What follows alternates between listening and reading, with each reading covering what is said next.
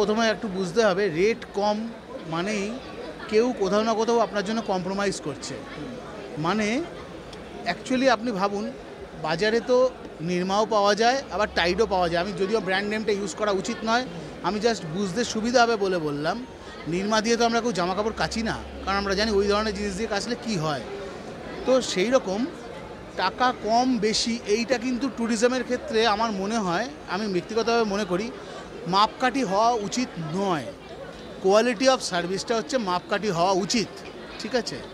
ফলে আপনার কম পয়সায় যদি ভালোভাবে একটা ট্যুর করতে হয়, এখন এই মুহূর্তে খুব ভালো যেটা আমাদের বুকিং আসছে সেটা হচ্ছে শ্রীলঙ্কা, এগুলো। ইজিপ্টে একটু কস্টলি হয়ে যায়। আর আমি নিজে যেহেতু মিনিস্ট্রি অফ ট্যুরিজমের ট্যুরিস্ট ফ্যাসিলিটেটর, একদম ডাইরেক্ট পর্যটন দপ্তরের, প্লাস আমি একটু হেরিটেজ নিয়ে বেশি কাজ করি, যে কারণে আমার ইজিপ্ট হেরিটেজ পার্টগুলো আমি এগুলো নিয়ে আমার একটুখানি বেশি প্রকাশ করি। তো তেমনি রাজস্থান এবং কেরালার এগুলোর হেরিটেজ নিয়ে আমরা কাজ করি বেশি। ডোমেস্টিকের মধ্যে মধ্যপ্রদেশের আমরা হেরিটেজ নিয়ে বেশি কাজ করি। তো এই ধরনের আমাদের ট্যুরগুলো যেগুলো হয় মেনলি হয় কাস্টমাইজড। গ্রুপ ডিপার্চার বা ফিক্সড ডিপার্চার যেগুলো হয় সেগুলো কিন্তু আপনার খুব লিমিটেড হয়, মূলত আমাদের কাস্টমাইজড হয়। মিনিমাম 2 জন থেকে শুরু করে আপনার ফ্যামিলি ফ্রেন্ডস মিলিয়ে যতজন হচ্ছে আমাদের তাতে কোনো অসুবিধা নেই। আপনার নিজেদের ডেট, আপনার বাজেট অনুযায়ী আমরা পুরো ব্যাপারটাকে সাজিয়ে দিই। এটাই হচ্ছে কি আমাদের মেন ব্যাপার। আর কম খরচের মধ্যে ঘোরার মতন বেঙ্গলের মধ্যে প্রচুর জায়গা আছে। আমাদের বেঙ্গলের আপনি নর্থ বেঙ্গল সাইডে চলে যেতে পারেন, আপনি আমাদের পুরুলিয়া বাঁকুড়ার দিকে চলে যেতে পারেন। আমাদের ডিস্ট্রিক্ট ট্যুরিজম যেগুলো আছে সেগুলো আপনি কম পয়সায় ভালোভাবে ট্যুর করতে পারবেন। কিন্তু কম পয়সাটা সবসময়, আবার এটাও আমি বলছি বটে, স্ট্যান্ডার্ড একটা মিনিমাম মেনটেন করতে পারবো। এটা সকলে তো মেনটেন করে না। আর দ্বিতীয়ত আরও একটা জিনিস আছে, আপনাদের চ্যানেলের মাধ্যম দিয়ে বলতে চাই, কি উপকার হয় জানেন তো, ট্যুরিজমের জন্য কাস্টমারদের উচিত বা ট্যুরিস্টদের উচিত সবসময় অথরাইজড বা রিকগনাইজড ট্যুর অপারেটরের সঙ্গে যাওয়া। কি উপকার হয় জানেন তো, এখন আপনারা দেখবেন বিভিন্ন জায়গায় ফেসবুকে ট্রাভেল করে গেছে, তারা মানুষকে লেডিস গ্রুপ এইসব চলছে, যাদের মিনিমাম কোনো পেপার ওয়ার্কসটুকুও নেই, মিনিমাম কোনো লায়াবিলিটিও নেই। কিন্তু আমাদের কোনো ট্যুরিস্ট যদি বাইরে গিয়ে কোনো বিপদে পড়ে যায়, সেক্ষেত্রে কিন্তু আমাদের সেখানে বাঁচিয়ে নিয়ে আসার মতন আমাদের একটা রিসোর্সেস রয়েছে, যে অ্যাটলিস্ট তাকে ফেরত নিয়ে আসে। এবং কোভিডের সময় সেটা আমরা টের পেয়েছি। যেহেতু আমরা গভর্নমেন্টের অথরাইজড, আমাদের গভর্নমেন্টকে রিকোয়েস্ট করলে গভর্নমেন্ট আমাদের জন্য স্পেশাল ব্যবস্থা করে দিতে পারে আমার ট্যুরিস্টদের জন্য।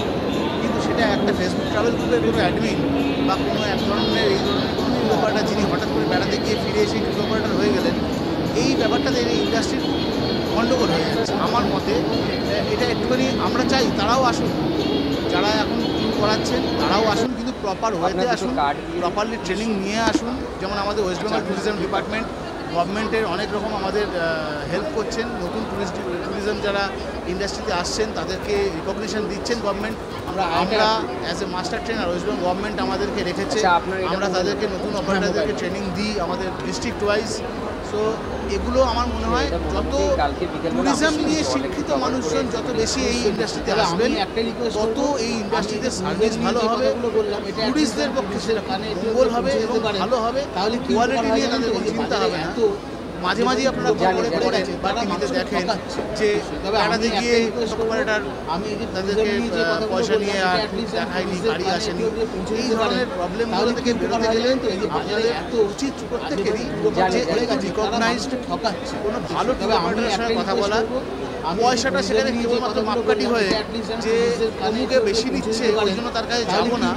আমার উচিত মনে হয় সকলের উচিত একটুখানি চেক করা যে উনি মানুষকে কী ট্যুর করাচ্ছেন, কেন বেশি নিচ্ছেন। মার্কেটে যখন আমরা আছি, আমরা তো পাগল নই যে অকারণে একটা হাই প্রাইস নিয়ে ডবল দাম নিয়ে কাজ করি। সুতরাং কিছু না কিছুতে আমরা কিছু দিচ্ছি যে কারণে আমরা দামটা বেশি নিচ্ছি। যেমন আমাদের সবকটা ডোমেস্টিক ট্যুরে ট্রাভেল ইন্স্যুরেন্স থাকে, 7 লাখসের উপরে আমাদের ট্রাভেল ইন্স্যুরেন্স থাকে, প্লাস এমার্জেন্সি ক্যাশলেস হসপিটালাইজেশন হলে পরে 2 লাখ টাকা পর্যন্ত সেখানে ক্যাশলেস ট্রিটমেন্ট করানো যায়। আমরা সেইভাবে লোককে ট্যুরে পাঠাই। তো তফাৎ তো একটা থাকবেই, দাদা কোয়ালিটির একটা ব্যাপার থাকবে। তো আমরা সবসময় বলবো যে টুরিস্টরা আসুন, ভালো করে সমস্ত রিকগনাইজড ট্যুর অপারেটরদের সঙ্গে ঘোরাঘুরি করুন, বেড়াতে যান, যে কোনো কারোর সাথে বেড়াতে যান, আমাদের কোনো আপত্তি নেই। ওয়েস্ট বেঙ্গল ট্যুরিজম ডিপার্টমেন্টের রিকগনিশন যাদের আছে তাদের লিস্ট গভর্নমেন্টের ওয়েবসাইটে আছে।